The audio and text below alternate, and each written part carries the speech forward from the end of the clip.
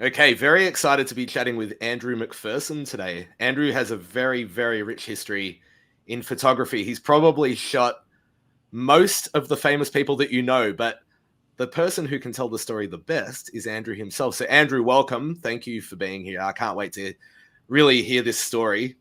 We were just chatting off air about, right back when you said you were 15. So, I'm more than happy for you to go all the way back to then and speak for as long as now, and we can get on with the conversation. I'd love to hear your story. Okay, well, I fell in love with photography at 13. It was one of the extra subjects at school. My photography teacher was amazing. He walked into the art room and said, "Any of you kids want to draw but can't?" And he looked like Charles Bronson with a bright tie and a big smile. And I couldn't draw for shit. So I put my hand up as like, yeah, sure. And then he just loved photography and he infected me with his passion for doing it. And then a couple of years later, when I was 15, I got kicked out of school for smoking a joint. And that when my dad was like, okay, well, if you go, now it's going to be really expensive to send you to another school. So you should go be an apprentice since you want to do this photography thing. So at 15, I started working in Fleet Street, which was then where the newspapers were produced, mostly making tea and drying prints in a big commercial lab that serviced the newspaper industry. And I ended up working my way through the whole business. I worked for food photographers, fashion photographers. I spent my last 2 years assisting with Lord Snowdon, got to work with Charles and Diana. And I was there for the first pictures of the new King of England and his son, the next King of England. So I had a good 7.5, 8 years as an assistant. Then I started being a photographer on my own, and it's been a good journey. Did 10 years in fashion between London, Paris, and New York, working for Vogue and all those magazines. And then I came to Los Angeles actually for a motorcycle race because I've always loved motorcycles.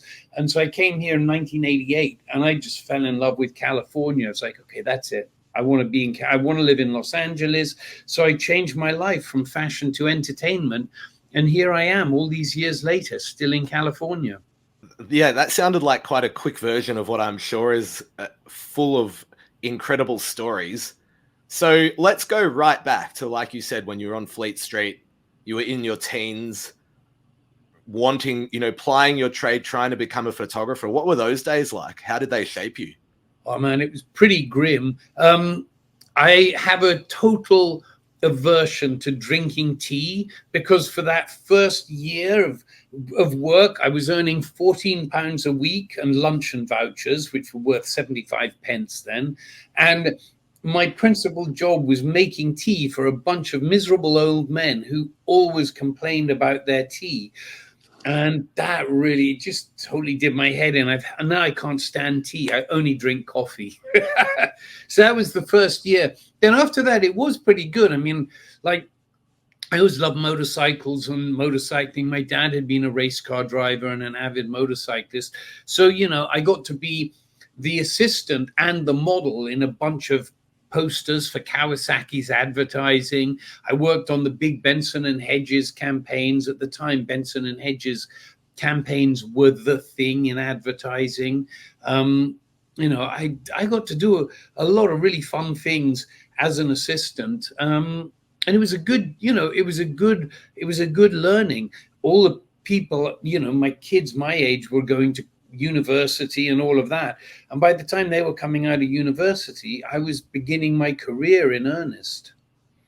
I got to spend 6 months in Italy with an amazing fashion photographer who, before he became a fashion photographer, had been Sergio Leone's first assistant. So if you look at The Good, the Bad, and the Ugly, or any of Sergio Leone's great movies, there's his name, Fabrizio Gianni, first assistant.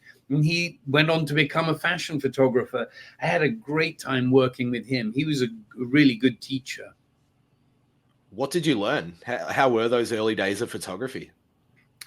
Amazing. It was so technical then. Expertise was everything because for the magazines, you had to shoot everything on color transparency film or slide film, and it was incredibly unforgiving. So it was an extremely technical, extremely precise craft, and you had to be an expert in your craft. And so, now since the digital revolution, I mean, kind of, there's no craft left in it. I mean, the software, now, of course, we're on the edge of AI, and a lot of fashion, they're not, they don't even put models in clothes. They put the clothes on an AI three-dimensional figure who's walking in the clothes. So fashion photography is evaporating. If it's becoming a very different world. And of course, the big thing culturally, which is really lost today, is that when I began, we would get,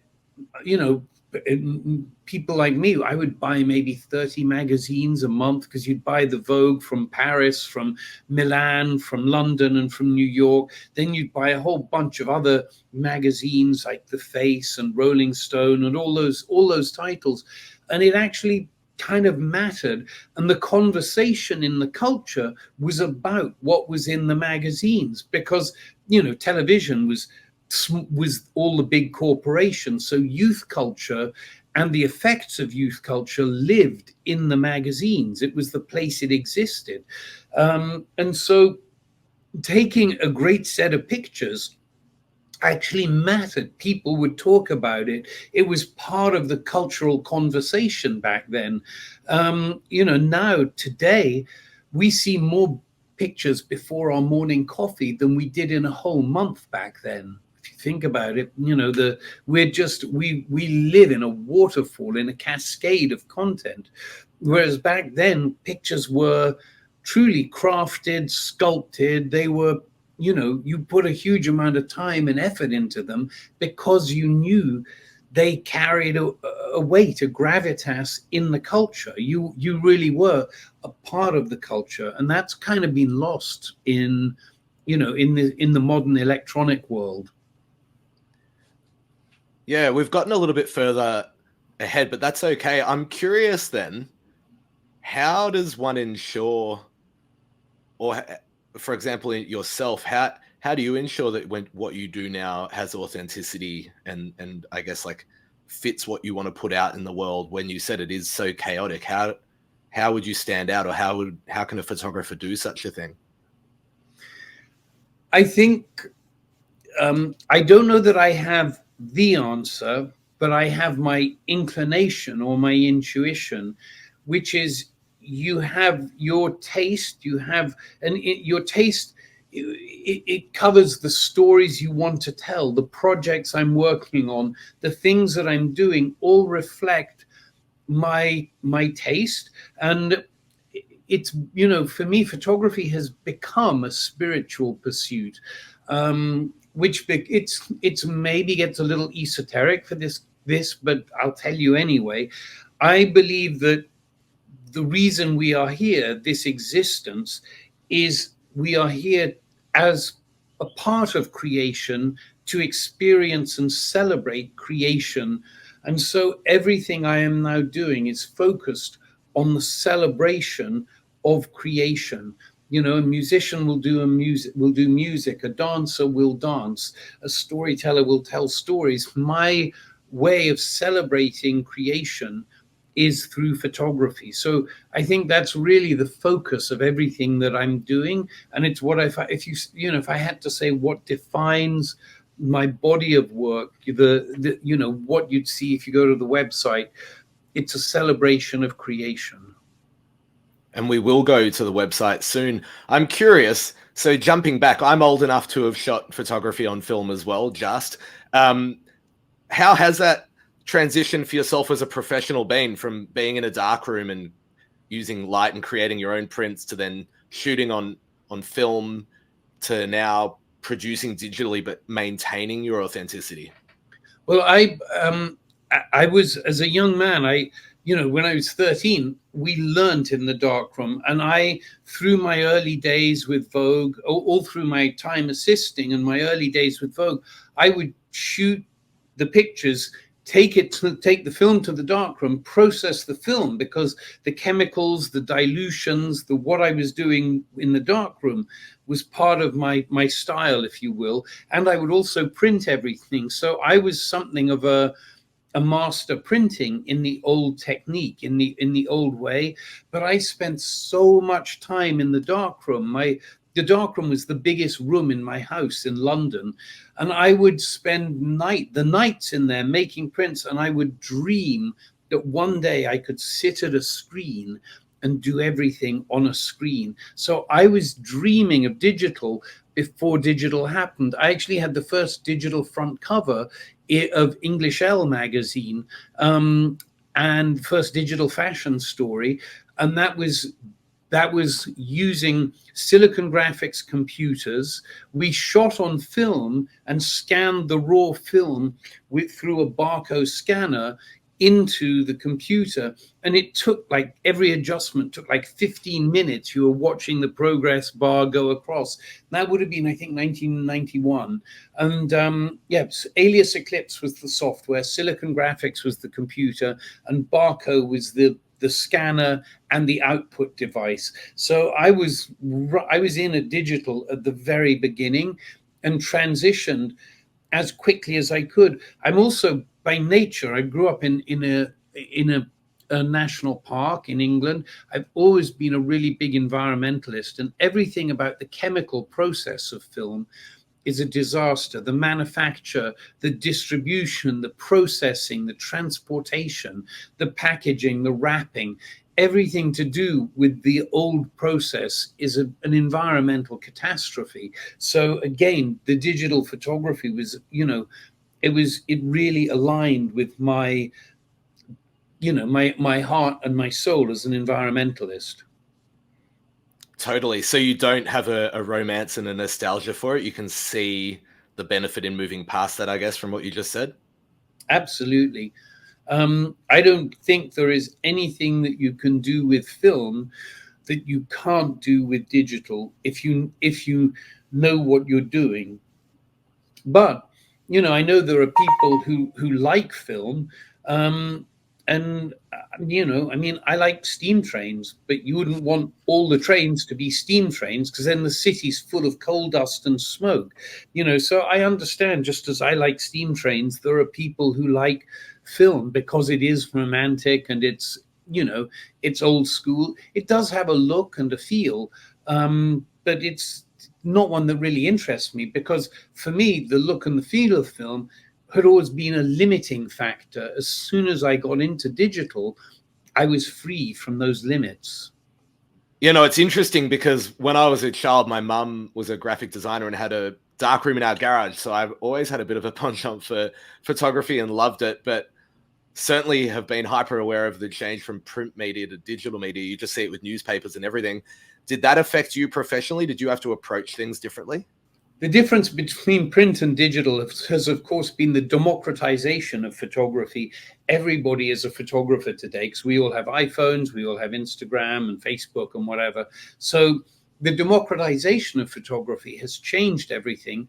And the way we interact with the world through the phone is completely different. So, of course, that's changed everything about the craft and the business of photography. The interesting thing today is that what matters more than the craft is actually the relationships, and how you are dealing with people, and how you run a day. How people basically have to want to spend a day with you to get everything done they need to do in a day. So that is quite different. It's not so much based on the expertise, it's more based on making it a pleasure for everybody. I agree. And it's interesting in a culture where people are scrolling and something has to capture their eye to not just scroll past it. What catches your eye? Can you still tell if something's well crafted, or are the lines getting blurred? I think it's, I think I feel like we all have to have become more entertainers. The power of an image mattered so much more in a magazine, because when we were looking at magazines, we were essentially looking image first. Now, when we're looking at things online, I think the story, the entertainment. I mean, I feel like, Instagram's the perfect thing. They're prioritizing reels over stills. TikTok is an endless stream. So we all are, we all have to be entertainers. And for me, I feel that as a photographer, that's harder to do in a picture. It's not harder to do in a story. So for me, I think I mentioned I'm working on, all these book projects. These are my art books. This one is a book on flowers. This is an older one that I've done of Oasis. This is, a bunch of pictures with Oasis. And then this one. So this is this one's it's actually harder to see, but this is a book of, I've lived in this house for 30 years, so it's all like views of pictures of my view taken over 30 years.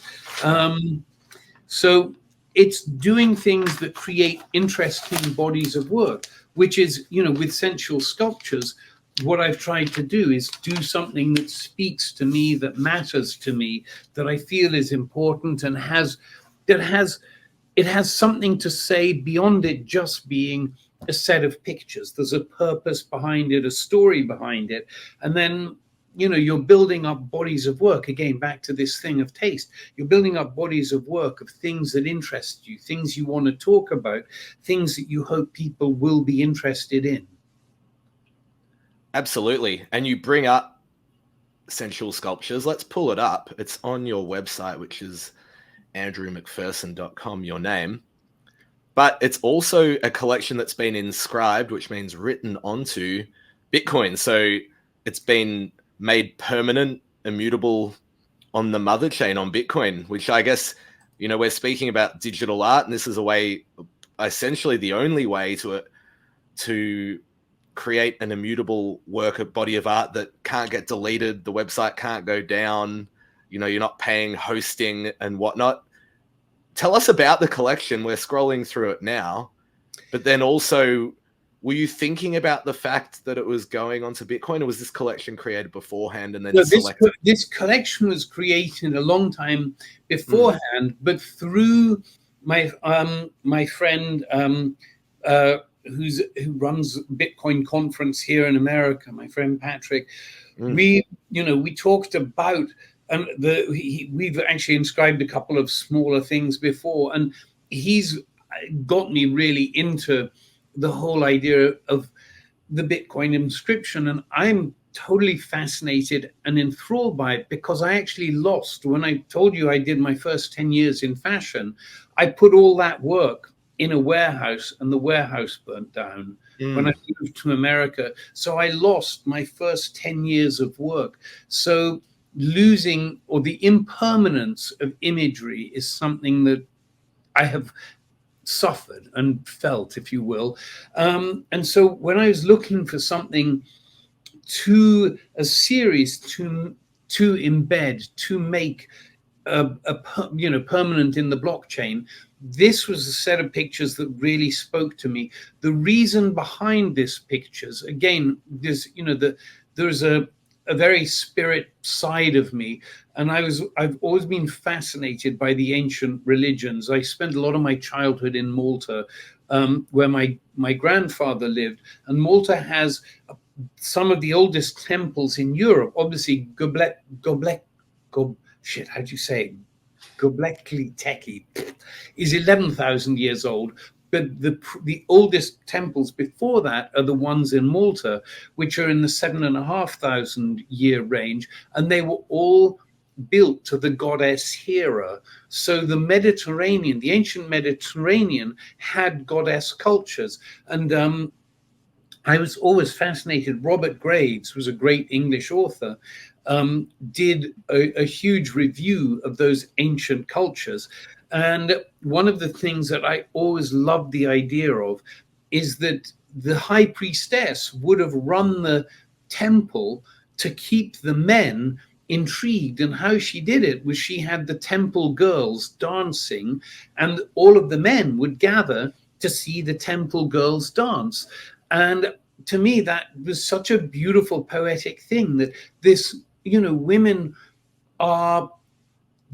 are like the flowers of our species. They're the things that attract us, and we're like the bees, if you will. But the attractiveness of a woman touches the heart of a man. It's a primal thing. And in those days, it was reverential. I mean, sure, it was sexual, but you were looking at it through as if it's the goddess. And so I'd always wanted to do a set of pictures that showcased the idea of the temple girl. And when I met this girl, Shaina Deguchi is her name, she was a dancer and a dance instructor at something called the S Factor, which teaches girls to basically dance stripper style dancing, but it's to break them out of their own inhibitions. And it's really shocking how incredibly inhibited and bound by shame so many girls are. So Shina's stories, well, when I met her, well, what inspired this set of pictures, because it echoed, back to that temple girl, the temple girl and the high priestess idea. And that's how it came about. So it means a lot to me because it's from my childhood, from my grandfather, from, as an ex-fashion photographer, I was always trying to glorify the beauty of women. But this is kind of the raw essence of the sensuality that men are attracted to and by.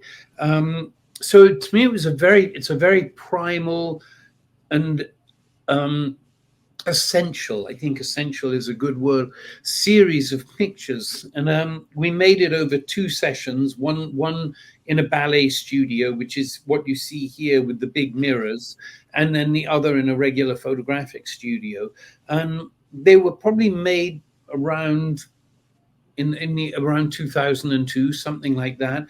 But they're one of my personal favorite series of pictures.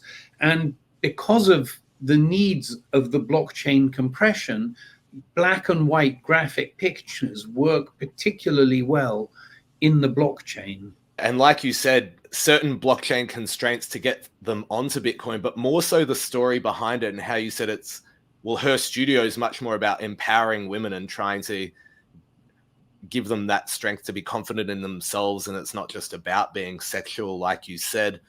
Tell us about a shoot like this. Do you let her do her thing? You've had a lot of experience working with people. Is it an organic experience? Are you directing them? I'd love to know what the session is like.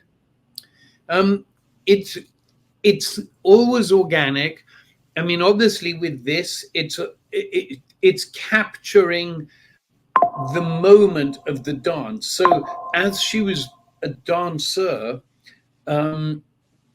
it was about playing the music loudly and letting her dance and shooting a lot of pictures. So in this, there would have been less direction than, oddly enough, in a lot of the more commercial pictures where there's a lot of direction, because it's, for instance, if you're dealing with a magazine cover or an inside picture, you need to fill the frame in certain ways and get certain moods or attitudes from the people.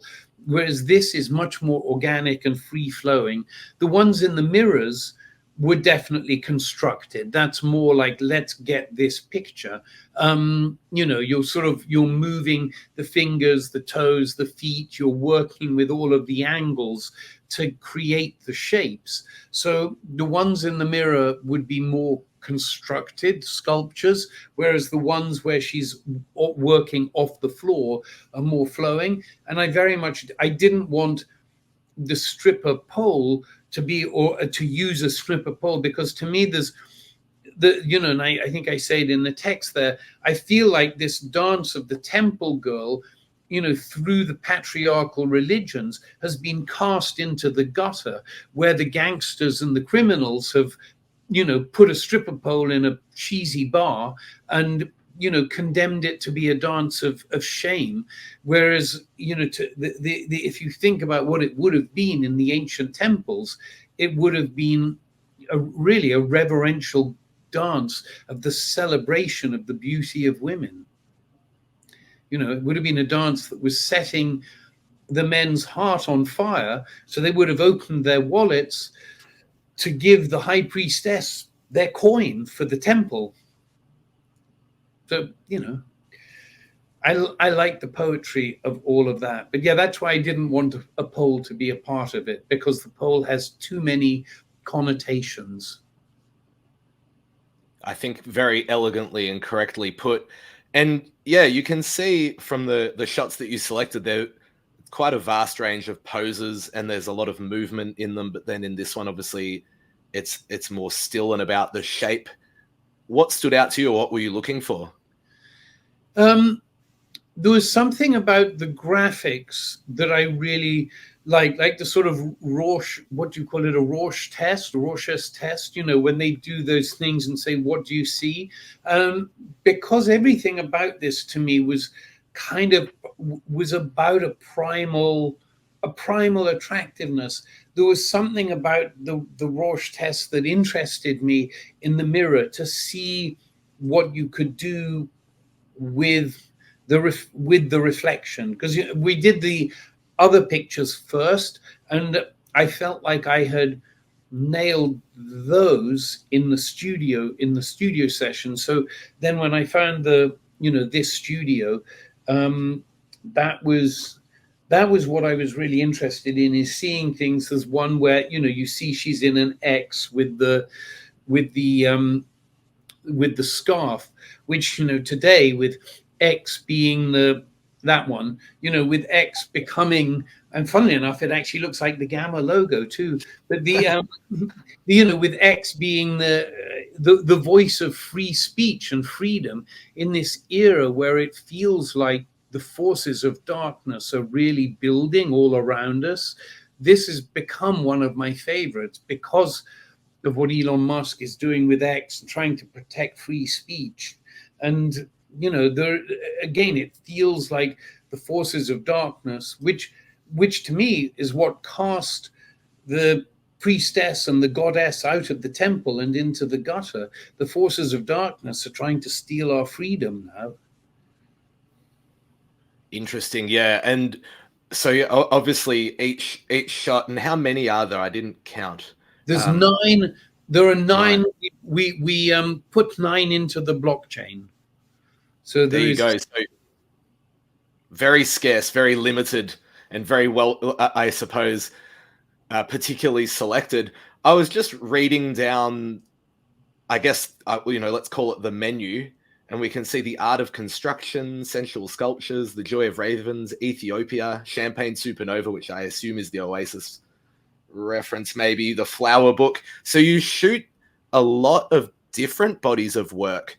Do you think that comes down to your experience? Because I know that some photographers and any artists, and I think this is totally okay as well, might have a scope that they're comfortable in, but it seems like you really experiment, for lack of a better word there.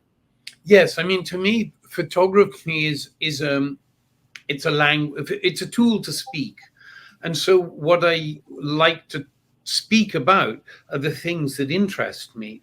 And so, there are, of course, photographers who will ply the same furrow, if that's the right way of saying it. They'll essentially take the same style or the same picture again and again, or a variation on a theme. So you can look at a picture and go, oh, that's a so-and-so. But, the great film directors like perhaps George Stevens, who did Diary of Anne Frank, and then he did Giant, and I mean, so many different. Like to me, the photography is a tool to express what you're interested in. So every single thing in that menu will be completely different. It's because I'm exploring something that I'm interested in, and I don't want to try and make it mine. I want to see it for what it is and try and celebrate it in the way that I think is the right way to celebrate it for what it is. And I guess because I have such a deep technical background, the hardest thing to photograph is cars. There's one of the headings in there is the collection, and that was a multimillionaire or billionaire here asked me if I would photograph his car collection, and I wanted every picture to stand alone as a piece of art. And we actually produced, he had 19 cars, we produced 19 books, one for each car, and each car had 24 pictures. So, and I wanted every one of those 24 to be like a fine art graphic. That's something I'm very proud of, because as my dad is a race car driver, and cars and racing motorbikes and stuff being a part of my background, I wanted to do something that honored all of that. The Chasing Ansel Adams series, when I was a kid falling in love with photography, Ansel Adams seemed to me to be an unbelievable hero. And then when I came to California, it's like, oh my God, he just took pictures of what's here. It's California. So I went out and did that series, Chasing Ansel Adams, because a lot of the most beautiful national parks in California are national parks because Ansel Adams took those pictures and persuaded the government to make them into national parks. He was the national parks photographer, which is a great job if you can get it. But he helped preserve some of the most beautiful places in the world as national parks. So that was a tribute to him, and he learned as a concert pianist. So to me, I did the pictures in his style, but my way, to like as a musician would adapt, would play a piece of sheet music, if you will. I went to his places, but took my pictures, but in his style. So everything has everything has an echo of what to me is fascinating or interesting or worthy. The art of construction. I was asked by an amazing architectural firm here to photograph. They had two different buildings that they rebuilt from older 60s structures into modern sort of luxury apartments. But because we're in an earthquake zone and the codes have changed so much, the process of rebuilding was genuinely extraordinary, and I found myself totally fascinated by it. And I grew up looking at the great pictures of Lewis Hine of the buildings of the skyscrapers in New York. So having the opportunity to photograph construction and to see what construction is like, how it happens. I never been in a building that's being built before. It's amazing, so that's the thing. It's like, what's fascinating, what's great to talk about, what's great to showcase. It seems like you draw a lot of inspiration from these things, but then also get invited to do maybe things you haven't thought about. Is that it? I guess that keeps it quite fresh for you. Like you like you said, shooting cars was quite difficult. It mightn't have been something that you'd done before, but you were invited to do it. Yeah. Is it a mix for you? Do you get asked to do things, but then also look out for things that just you're drawn to? Yes, I mean, now this, I do an awful lot more today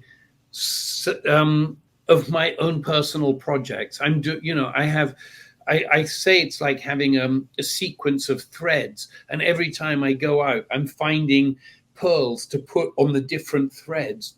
But yes, as I'm working to build bigger bodies of art, and I really enjoy the process of going out, finding things to photograph, finding stories to tell. The project I'm working on now, which I'm totally fascinated in, it's called We Were Here, and I'm photographing ancient ruins and modern ruins of the American West.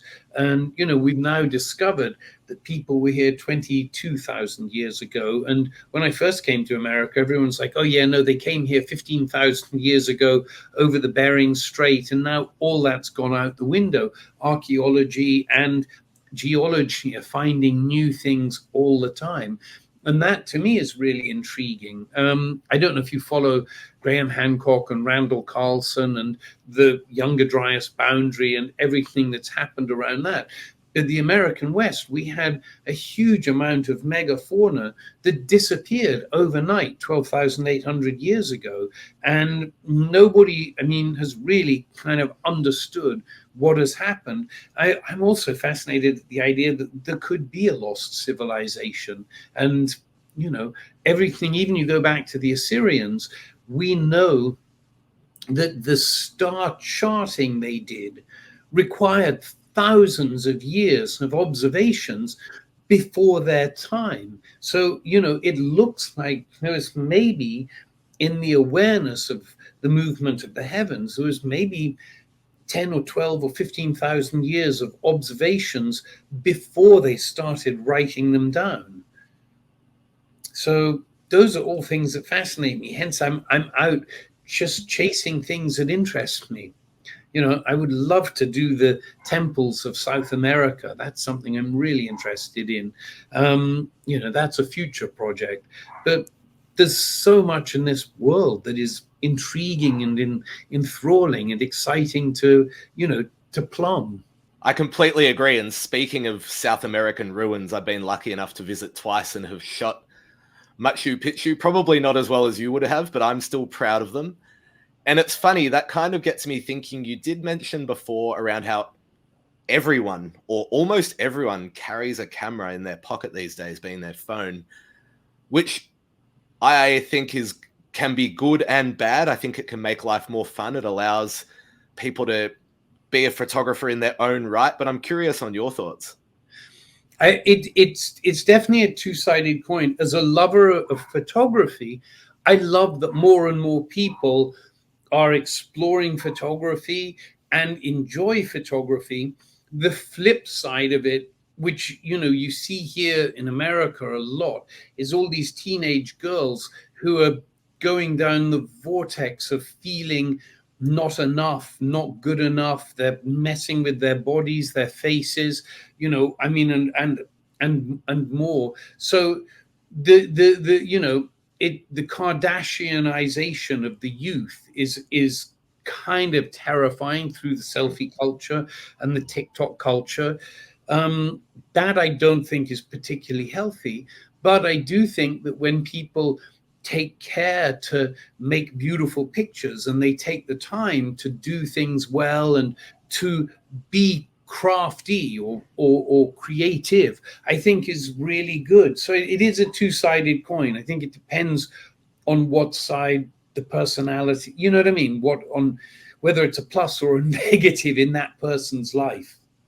Oh, I couldn't agree more. Prior to working in this space, I was a primary school teacher and I taught grade 5s and 6s. So they're 11 and 12-year-olds, and it was some interesting stuff and a lot of education to be had. So completely concur there. On the flip side, like you said, I have kids and we take photos of our kids. We don't put them on social media, but that's just a personal choice. But we create photo books of their lives. So, you know, 0 to 3, 3 to 6. So I love the ability to do that because it is a little bit different. I laugh when I go to my mum's place and see the film photography of me as a kid, and there's just so many less photos, which is kind of romantic in itself as well. So yes, it's a fascinating time to be alive. I talked about it right at the start, introducing you, and I obviously wasn't pigeonholing you as this is all that you've done, but human beings are fascinated with celebrities. We can't deny that. So before we look at some of the celebrities who you've shot, and I'd love for you to just talk about any stories that jump out at you, but I'm curious, when you're shooting a celebrity, and I'm sure that there's not a one-size-fits-all answer here, are you approaching it similarly? Do you have to get to know them? Do you get a vibe from the person? Do you need to shoot it in a way that is going to represent them differently to someone who's not a celebrity? I guess I don't know the answer here, so I'm curious on your answer because you've experienced it. I mean, in a way, nor do I, if I'm being honest. But, you know, when the needs of the day kind of define what you're doing. If you're doing a magazine cover, you'll end up probably shooting, say, 3 magazine covers, 3 versions, then an inside spread, and then a couple of inside pictures. So if it's a guy and he's playing a vampire in a movie, it's very different to a girl who's playing, a lover or a comedian or a musician, and then if you're doing an album packaging or a record cover, you're focusing on the music and the musician and their look and feel. So the needs of the day define what you're looking for. Me, define what you're looking for. I mean, how you approach it is basically, you have to, I mean, you just have to make the day as entertaining, as fun, and as easy as you can for the person who's being photographed, because people give their best when they're at their most comfortable. And so, that's the key. The most important thing at the beginning of the day, you got to figure out, who the person is that day, because we all have good days, bad days. Did they have an argument with their lover? Are they on their period? I mean, you just kind of got to figure out the mood of the day, and then how to best lead that person into the place where they feel comfortable and at ease, because people give the best pictures when they are comfortable and at ease, whether it's a beautiful seduction or a heroic icon or whatever it is. So it's just making people feel at ease. That's really the key. And as we scroll down here, this is your other website people can visit, mcfly.com, which is just quietly a wonderful domain that you were able to acquire there. Congratulations on that one. But yeah, I don't need to name them. People can probably recognize them for themselves. But yeah, tell us about some of these people and some of these stories, and I suppose what some of these shoots were like. It sounds funny to say it's all in a day's work, but it kind of is all in a day's work, and you're just trying to get the best pictures of people for what the purpose is. I mean, here I'm looking at these. There's women's magazines, there's men's magazines, entertainment magazines, fashion magazines. So there's a sort of a mix here of different things, and different people, that and I mean, I just love taking pictures, so they're all really fun to work with. They're fun to photograph. It's fun stuff to do. Who was the most fun?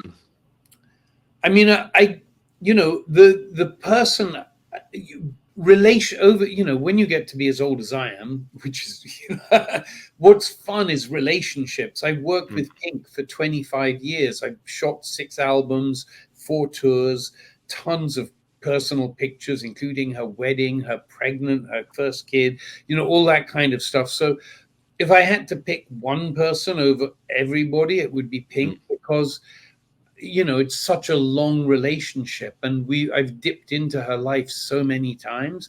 But funnily enough, there's Dustin Hoffman. He was amazing. Talk about a man who can light up a room. He was such an engaging entertainer, truly an entertainer. But the first picture that I did a blockchain inscription with Patrick was actually Muhammad Ali.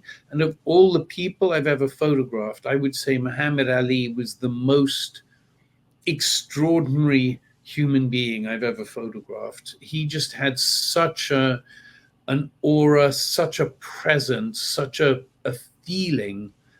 Yeah, in music, of course, there's a whole bunch of Pink.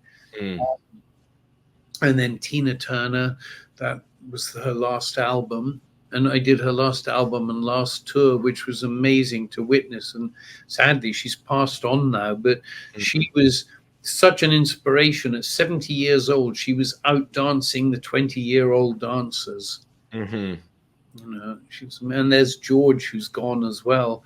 And that's the crazy thing, as you kind of grow up, how many people disappear.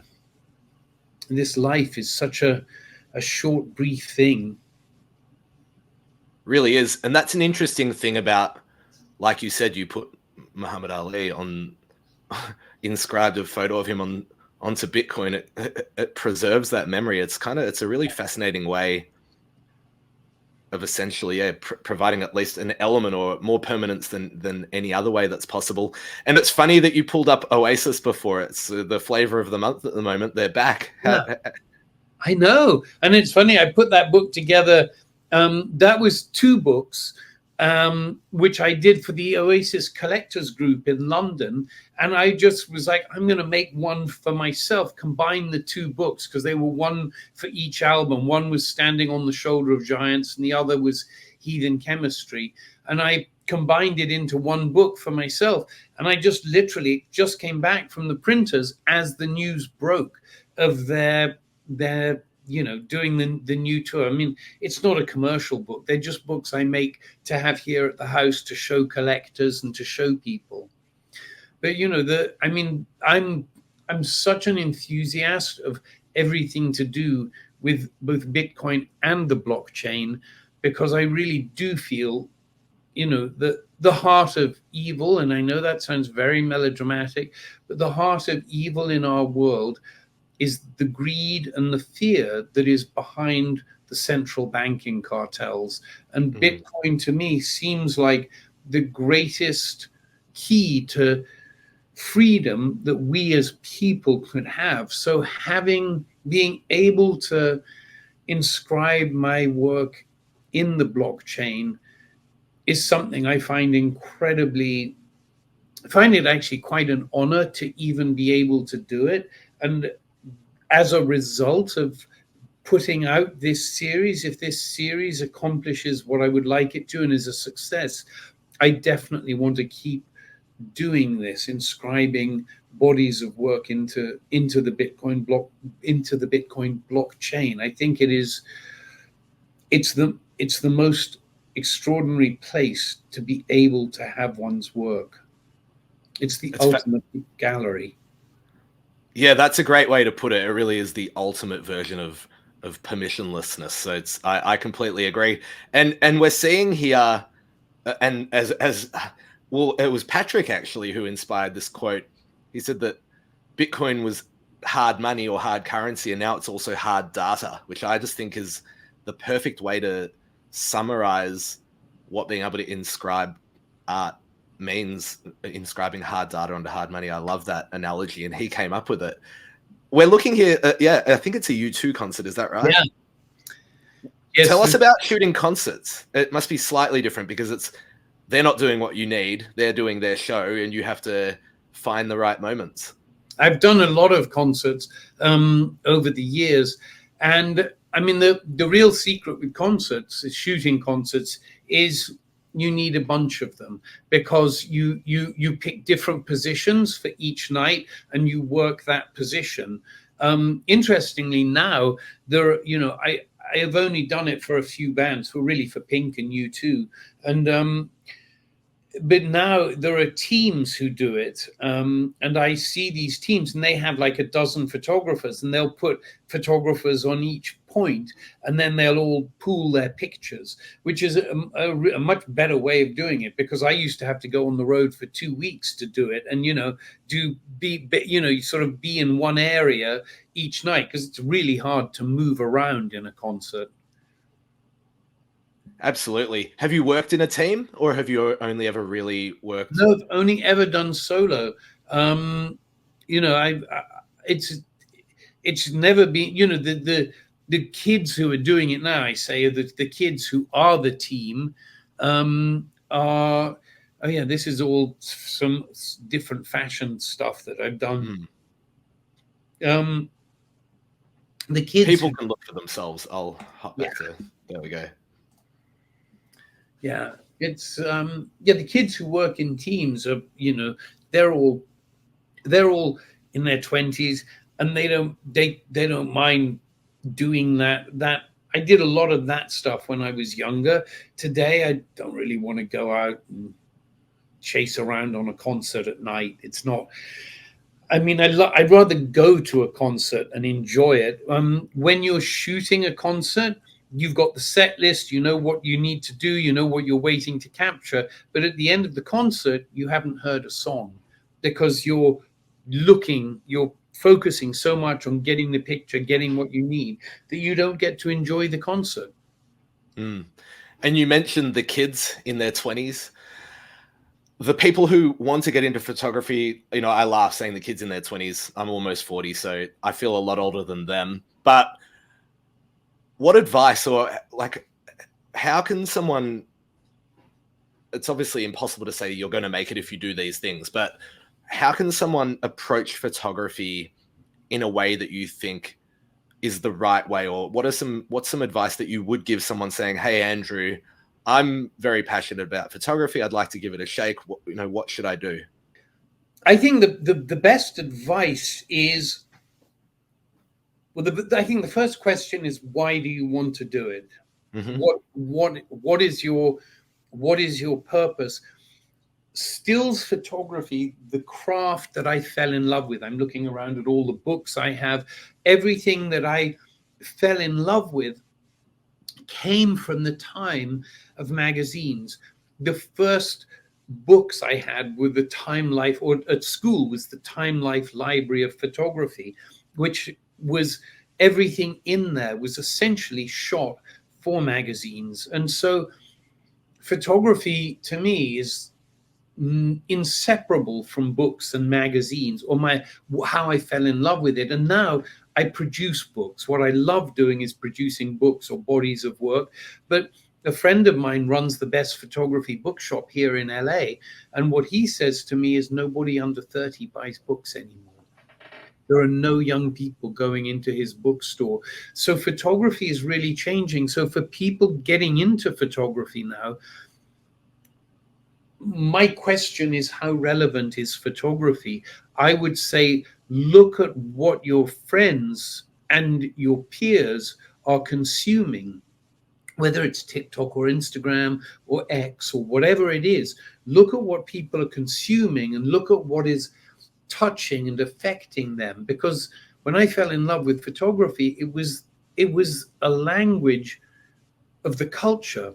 But I feel like, a little bit like oil painting, it's now something a little bit of the past. So I'm moving to fine art photography because I feel it's the last place photography has to go, but it's also the highest place photography has to go. So for me, to ascend from a commercial photographer to a fine art photographer is a transition I'm really excited to make. But if you're starting out as a photographer and you only want to be a photographer, the only place where it seems relevant today is fine art. So if you want to do fine art and you want to have the life of an artist who is using photography as their medium, you have to look into that world, at the galleries, at the people who are doing it, at the people who are relevant in that world to find your way. But if you're doing it from the point of view of commerce, which is how I began, you really do have to look at how your friends and how your peer group are consuming media. Because photography was one of the core hubs of the media when I was a young man falling in love with it. Well, Andrew, I think that was really well said, and I love it too. Maybe I'm a little old-fashioned, but I think that photography still has a huge place in art. So I'm glad that you're trying to ascend to fine art. To be a fine art photographer. I would say that you're probably well into that ascension, but I love that you're still on that journey. I think the journey never stops. So thank you so much for your time today, Andrew. Really looking forward to the release of Essential Sculptures, and I think that everyone who watched this will have learned a little bit about you. If they didn't know it, will check you out and have enjoyed it as well. Fantastic. Thank you so much, Brett.